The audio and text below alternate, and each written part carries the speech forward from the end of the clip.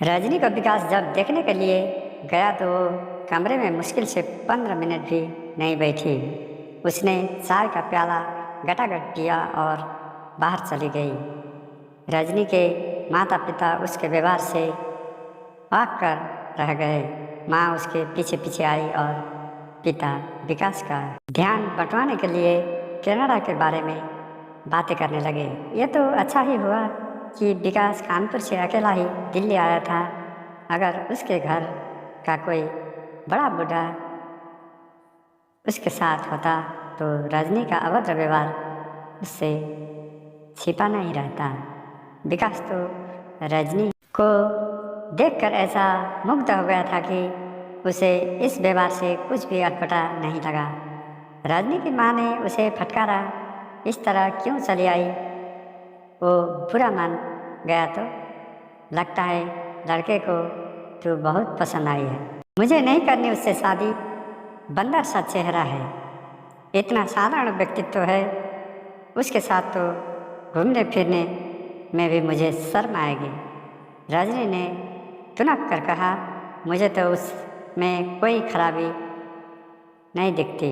लड़कों का रूप रंग थोड़ी देखा जाता है, उनकी पढ़ाई लिखाई और नौकरी देखी जाती है। तुझे सारा जीवन कनाडा में ऐश कराएगा। अच्छा खाता पीता घर बार है, माँ ने समझाया। चल कुछ देर बैठकर चली आना। रजनी मान गई और वापस बैठने में आ गई। इसकी आंख में कीड़ा घुस गया था। विकास की और रजनी की माँ ने बर्फी की प्लेट बढ़ाते हुए कहा। रजनी ने भी माँ की बात रख ली। वो दाएं हाथ की उंगली से अपनी आंख सहलाने लगी। विकास ने दोपहर का खाना नहीं खाया था। शाम की गाड़ी से उसे कानपुर जाना था। स्टेशन पर उसे छोड़ने रजनी के पिताजी गए। विकास ने उन्हें बताया कि उसे रजनी बेहद पसंद है। उसकी ओर से ये हाँ ही समझे, शादी 15 दिन के अंदर ही करनी पड़ेगी, क्योंकि उसकी छुट्टी के बस 3 हफ्ते ही शेष रह गए थे और दहेज की तनिक भी मांग नहीं होगी।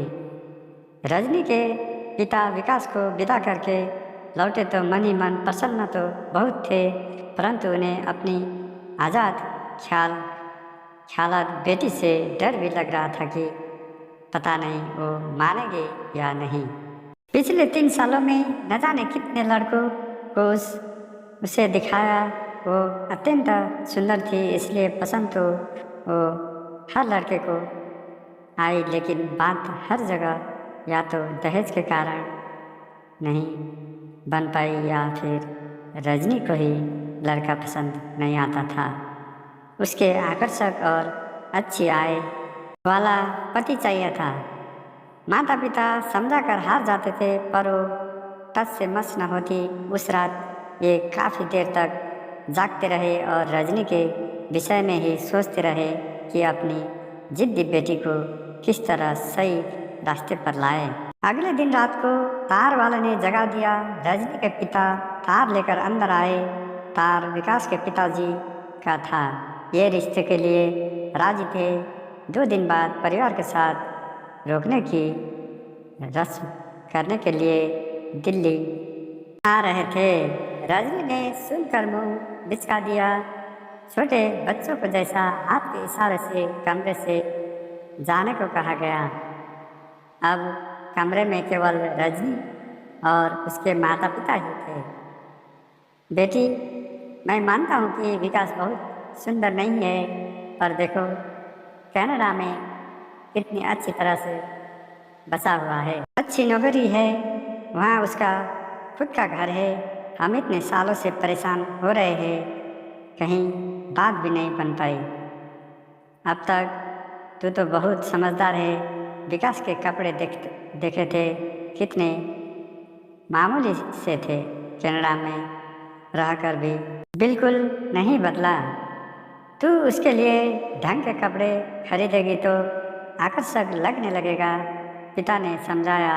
देख, आजकल के लड़के चाहते हैं सुंदर और कमाऊ लड़की, तेरे पास कोई ढंग की नौकरी होती तो शायद दहेज की मांग इतनी अधिक न होती। हम दहेज कहाँ से लाए?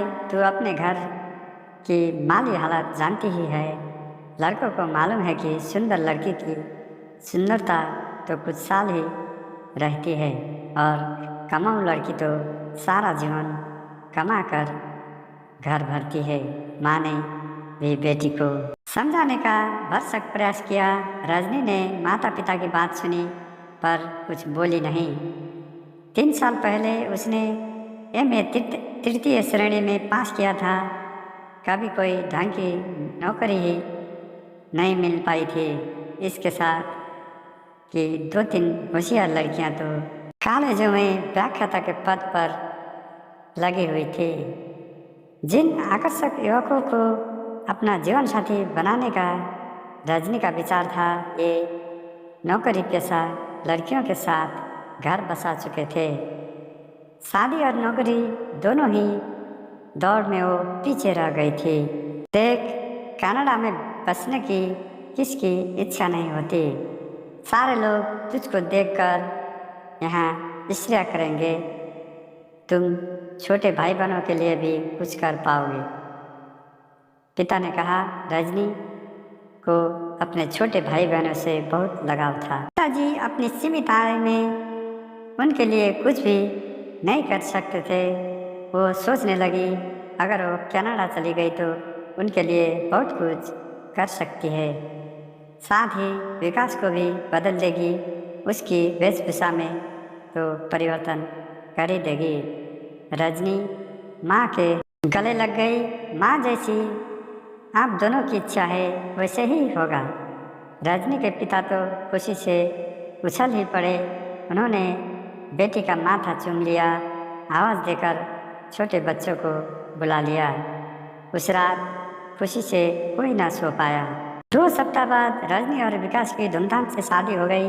3-4 दिन बाद रजनी जब कानपुर से विकास के साथ दिल्ली वापस आई, तब विकास उसे कनाडा के उच्चायोग ले गया और उसके कनाडा के आप्रवास की सारी कार्रवाई पूरी करवाई। कनाडा जाने के 2 हफ्ते बाद ही विकास ने रजनी के पास $1000 का चेक भेज दिया। बैंक में जब रजनी चेक के भुगतान के लिए गई तो उसने अपने नाम का खाता खोल लिया। बैंक के क्लर्क ने जब बताया कि उसके खाते में 10,000 रुपये से अधिक धन जमा हो जाएगा तो रजनी की खुशी की सीमा न रही।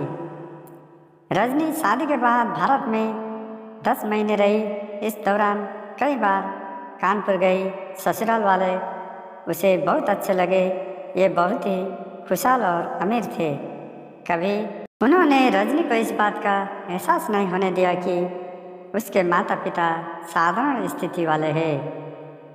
रजनी का हवाई टिकट विकास ने भेज दिया था। उसे विदा करने के लिए मायके वाले भी कानपुर से दिल्ली आए थे।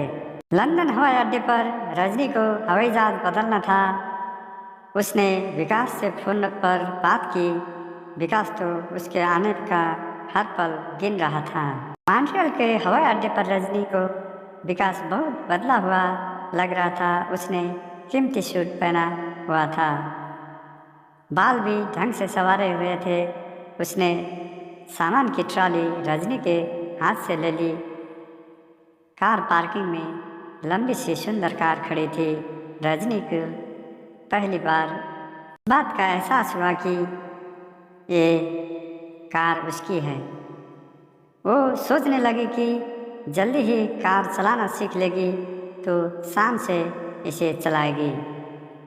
एक फ़ोटो खिंचवाकर माता पिता को भेजेगी तो ये कितने खुश होंगे। कार में रजनी विकास के साथ वाली सीट पर बैठे हुए अत्यंत गर्व का अनुभव कर रही थी। विकास ने कर्कलैंड में घर खरीद लिया था। वो जगह मॉन्ट्रियल हवाई अड्डे से 55 किलोमीटर की दूरी पर थी। कार बड़ी तेज़ी से चल जा रही थी। रजनी को सब चीज़ें सपने की तरह लग रही थी। 40-45 मिनट बाद घर आ गया। विकास ने कार के अंदर से ही गैरेज का दरवाज़ा खोल लिया। रजनी हैरानी से सब कुछ देखती रही। कार से उतरकर रजनी घर में आ गई। विकास सामान उतारकर भीतर ले आया। रजनी को तो विश्वास ही नहीं हुआ कि इतना आलीशान घर उसकी है। उसकी कल्पना में तो घर बस 2 कमरों का ही होता था, जो बचपन से देखती आई थी। विकास ने घर को बहुत अच्छी तरह से सजा रखा था। सब तरह की आधुनिक सुविधाएं वहाँ थी। रजनी इधर उधर घूमकर घर का हर कोना देख रही थी और मन ही मन झूम रही थी। विकास ने उसके पास आकर मुस्कुराते हुए कहा, आज की शाम हम बाहर मनाएंगे, परंतु इससे पहले तुम कुछ सुस्ता लो। कुछ ठंडा या गर्म पियोगी? विकास ने पूछा। रजनी विकास के करीब आ गई और उसके गले में बाहें डालकर बोली, आज की शाम बाहर गंवाने के लिए नहीं है। विकास, मुझे शयन कक्ष में ले चलो।